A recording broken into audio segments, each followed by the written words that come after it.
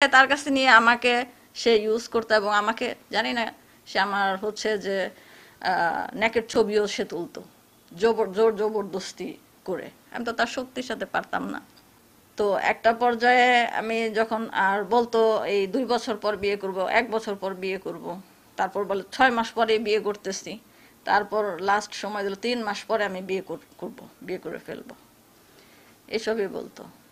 তো একটা সময় এর আগে সে হচ্ছে যে আমাকে ডিভোর্স দেওয়া হয়েছে আমার হাজব্যান্ডকে আমাকে দিয়ে।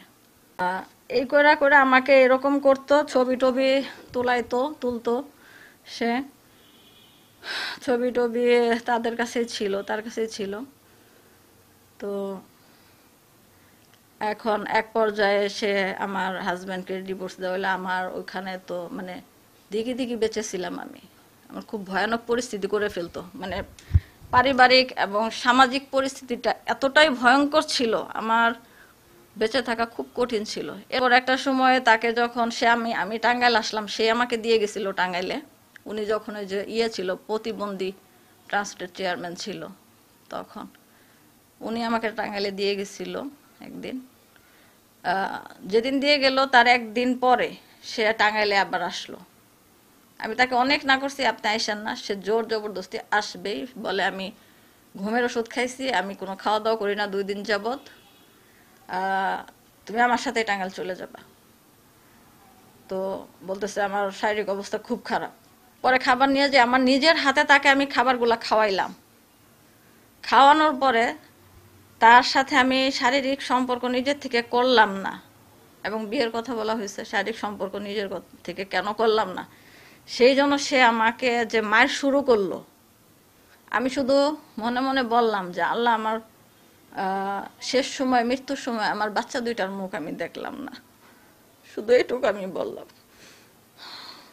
ওই দিনে আমার জীবনের শেষ দিন, আমি ওটা মেনে নিয়েছিলাম। সে আমাকে ভয়ানক ভাবে মারছিল, ইচ্ছা মতো আমাকে ধরে দেয়ালে আমার মাথা বেড়েছে, বারবার চড়াইছে, আর গলা বারবার চিপা ধরছে বারবার, এবং আমাকে তুলার মতো মারছে। সে ঢেল দিয়ে ফেলে দিচ্ছে, তুলছে, আমি অজ্ঞান হয়ে যেতাম, উপর থেকে পানির বোতল দিয়ে পানি ঢালতো, সেন্স ফিরে আসতো, আবার মারতো। এইভাবে আমাকে 1 ঘন্টা সে মারছিল। তারপরে একটা সোফা ছিল ওই রিসর্টের রুমে, সেই সোফার মধ্যে আমাকে ঢেল দিয়ে ফেলে দিছিল, যেখানে আমার কোমরে এখনো সেই ব্যথাটা আছে, আর আমার পুরো শরীর ক্ষত বিক্ষত হয়ে গেছিল, এবং আমার ডান কানটা প্রচন্ড ব্যথা শুরু হলো, বাম কানটা এত বিকট ব্যথা শুরু হলো, আমি চিৎকার করে কান্না করে দিছি। তখন বলে এই কানবি না, চুপ থাক। একটা সময় আমি বললাম যে তুমি আমাকে এইভাবে মারতেছো কেন, আমার কান প্রচন্ড ব্যথা। মানে তখন ওই মুহূর্তে আমার কানের পর্দাটা ছিঁড়ে গেছে। তারপরে এক সময় আমার হার্টে ব্যথা শুরু হয়, প্রচন্ড ব্যথা শুরু হয়, বুক ধরে মানে কাতরাইতেছি, এক পর্যায়ে অজ্ঞানের মতো পড়ে যেতেছি। তারপর বলে কি, এই তুই এখানে মরলে আমি ফেসে যাব, চল তোরে হাসপাতালের ওখানে ফেলে দিয়ে যাই, এটা বলতেছে। তারপরে সে, আমি অজ্ঞানের মতো পড়ছি, ওই অবস্থায় ও আমার সাথে রেফ করছে আমাকে। রেফ করার পরে তারপরে সে আমাকে তুইলা আবার আমাকে নিচে ঢেল দিয়ে ফেলে দিচ্ছে। ফেলে দিয়া আমি যখন উঠে দাঁড়িয়ে আমার ফোনটা হাতে নিয়েছি, আমার হাতে একটা লাথি মারছে জোরে, ওর জুতা পরা ছিল। তো এটা হচ্ছে 2024-এর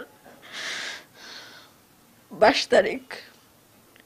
এলেঙ্গা রিসোর্টে বললো যে চল বাইরো, তোরে তোর বাসার ওইখানে ফালাই রেখা যাই, এই কথা বলে আমাকে নিয়ে আসলো।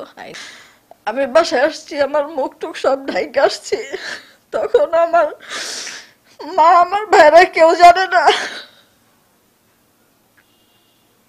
আমার বিষয়। আমাদের এইসব বিষয়ে যদি কাউকে জানাও বা কোনো রকম আমার চাকরির কোনো ক্ষতি হয়, আমি এই যে যে ছবি টবি আছে এগুলো ভাইরাল করে দেবো তোমার আত্মীয় স্বজনের মাধ্যমেই। তখন তোমার মা, বাবা, ভাই, সন্তান